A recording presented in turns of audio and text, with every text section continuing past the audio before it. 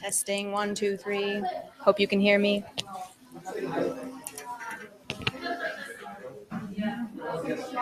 Oh, yes. Oh, I have lots of fun. I really miss them. Yeah.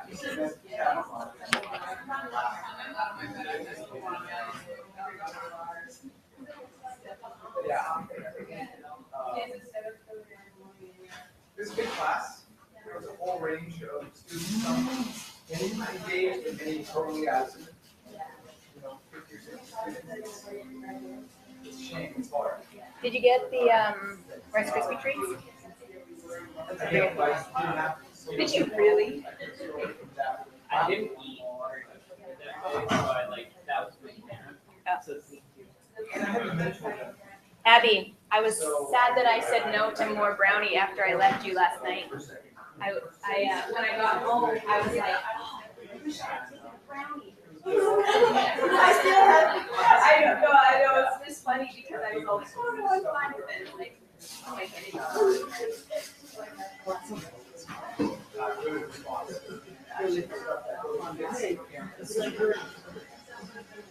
Good morning, everyone.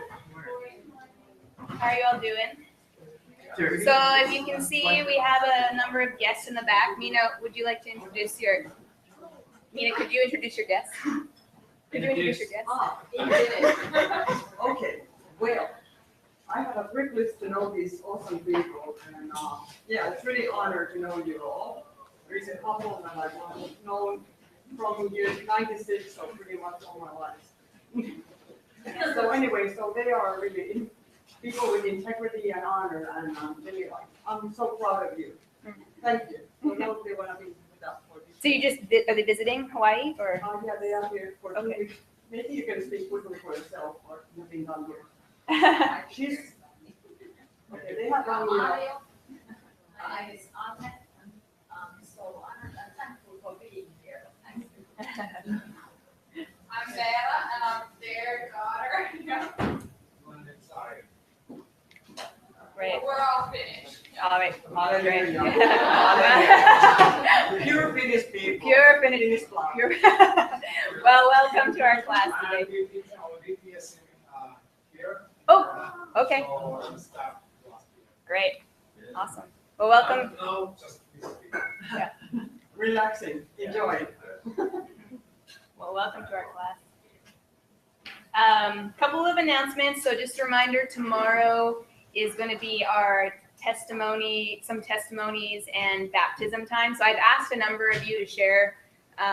We're wanting to get everybody up here to share a little bit about what God's done in their life through His Word in this school. So I've asked a number of you to share tomorrow. So I'm going to try to remember the ones I asked and remind you today. And if I don't remember, maybe you could just remember, and that'll be good.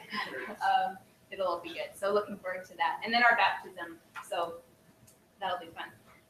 Just a reminder that you've got, or not a reminder, this just to let you know, David sent me some handouts this morning that I think he'll probably be referencing in class. So you might want to get onto the Hebrews Drive and see those handouts.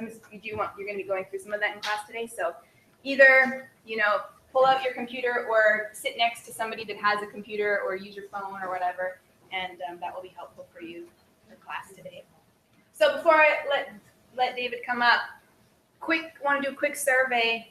Who here thinks that Apollos wrote the book of Hebrews? Oh, one vote. Who's voting for Barnabas? I'm a Barnabas person. I really like Barnabas. And then Priscilla. Yes. David did a good job of selling that one yesterday, so which is awesome. But Barnabas is one of my favorite undersung heroes of the New Testament. So that's partially I have an emotional appeal to that one. But anyway, so yeah, David, welcome you back up here. And can I have somebody offer to pray for this man? He's fighting jet lag, woke up very early this morning. So, yeah. Let me see.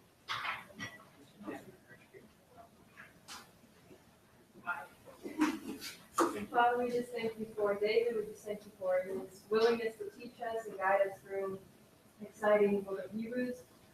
Even through jet lag, Father, we just pray for increased energy and rejuvenation, Father, and that you will guide us all through this class today, Father. Thank you for your blessings upon this day. Amen.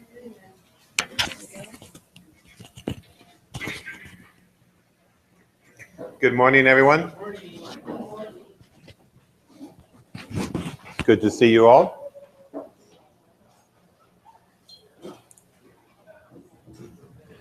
Before starting into Hebrews, let me just make a comment about Barnabas, since you like him so much, Stephanie. It's not the subject of this book, but Barnabas is one of my favorite heroes in the New Testament as well. Just think about it. He championed Peter and his leadership in the church in Jerusalem when nobody believed in him. He made a difference in his life. At a low moment when there are all these people and pioneering a new ministry and you're out of finances, a big gift can make all the difference. Then he championed Paul when no one trusted him. He basically put his life out on the line for him and said, I vouchsafe for him. He went and got him and opened doors and networked him. Then he championed John Mark when he was disgraced and Paul was no longer wanting to stand with him. And he went around championing people. If you think of Peter, who wrote 2 books and 2 letters, of course, and of course the Gospel of Mark is in the early church they called it the Gospel of Peter, because it really is Mark's recording of Peter's words. And you think of Paul, who wrote 13 letters, and Paul's disciple, without him, he went and got him from Tarsus and brought him to Antioch and just championed him in all those different ways, and then traveled with him. And so it was those 13 letters from Paul, and Paul's disciple Luke wrote a gospel in the Acts, and then John Mark helped write the gospel that bears his name. And so you just think of those 3 people that he encouraged in times when it seemed like it was a make or break in their ministries and helped push them through. We have 2 books, 2 gospels, the Acts, and 15 letters. That's 17 of the 29 books of the New Testament written by people who he championed when it was like they were going under. They were not going to come into the full potential or destiny God had for them. And so I do agree with you, Stephen. He's one of the most amazing unsung heroes, that he's the door opener. The son of encouragement is what a great name for him. And may we all have more Barnabas in our hearts, in that attitude, that spirit.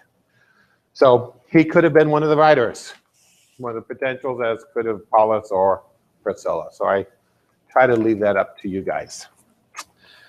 Today what we're going to do is explore. Are we okay? Okay. Explore some more stuff that is related to the critical method, who wrote to whom, and when, where, why. Those elements that you often talk about as BRI. So there was a question yesterday, and Stephanie shared at the end, well, are you giving the BRI given to you? Well, yesterday, that's what the whole morning was about, okay? So you had to think about it and synthesize it and put it into your writing, but that's what I'm going to be doing today as well. And in somewhat non-linear, non-traditional ways, which is absolutely phenomenal, okay? So what I'm going to do is, yesterday I made the point that about 90% of our time, I believe, really should be dedicated to observation. So I'm going to follow down an observation track in Hebrews in this first session. And we're actually going to go through 8 or 9 different observation steps. And and we'll see where we end up with, okay? And I trust that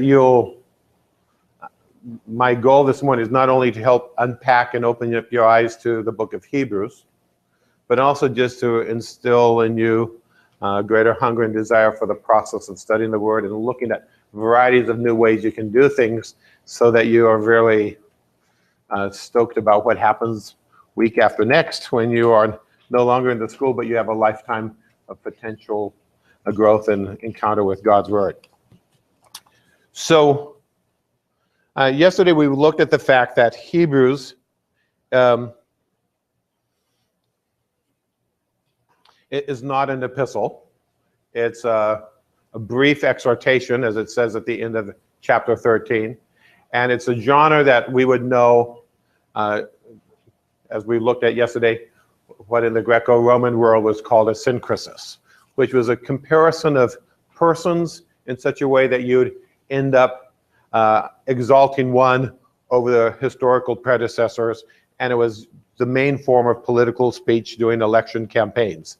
And so this synkrisis approach was to, that they would have done it for Caesar or for Tiberius or for different ones, but in this case, they're using this approach to get people to go, angels are cool, Jesus is better, Moses was amazing, but Jesus is better, Joshua was really impressive, but Jesus is better, the Levites and Aaron, they were cool priests, but Jesus is a better priest. Melchizedek, he's the best priest in the Old Testament. I mean, he's just like awesome. Even Abraham offered sacrifices, gave tithes to him, but Jesus is better. And he has a better covenant built on better promises, with a better sacrifice, with better blood. And there's a better and new and living way into the throne room of God because of him. And then this whole story of Abraham, Isaac, and Jacob, and Sarah, and Rahab, and Samson and Barak and Gideon and all of these heroes of the faith. And of course, there's no end of chapter 11. So the whole thing is you mention all of those, but the focus is not on all of those. It's now fix your eyes on Jesus. Why? Because he is the better. They had faith, but he is the very essence of faith. He is the beginning and end of faith. He's the author of it. He is the one who consummates faith. And so he is the best. And so like we were doing yesterday, we were all chanting, Jesus, Jesus, Jesus, Jesus. And the whole point is that you would want to make him your king. It's a process to realign your loyalties, your affections, your obedience, your allegiance to King Jesus. And just to recognize that he is the one that you're going to follow. He's the one you're going to vote for. He's the one you're going to identify with. So if that's the story, if that's the line, what you have to always think about is like, why was that message necessary? Why did he have to say, align yourself with Jesus, identify yourself with Jesus, be strong in making your public declaration for Jesus? Why was that necessary? Why? Just because like, hey, that's a good message, I might as well just say it. Or was there something more? Your thoughts. Why would Apollos, Barnabas, Priscilla give this message? Sounds like they were, like how you were saying, yes, falling off of like grief, and then when you read it, it talks about that they endured so much already, and they like have been through so much that they have to hold on to him. So it sounds like they endured. So there seems like there's some kind of difficulty going on, and they've had some hardships. What else? I'm guessing, yeah, maybe other Jews were persecuting them, trying to get them to go back to the old covenant, or just to add Jesus to the pre-existing. Okay, so someone is persecuting them, and particularly when we get like into chapter 9 and 10, we see this is where some of that evidence is strongest. There's some difficulty that they're facing. We don't know exactly who the source of that is, but it seems like identifying themselves as Jews rather than as followers of Jesus gets them off the hook. Okay, so if they identify more with their Jewish roots than with a commitment to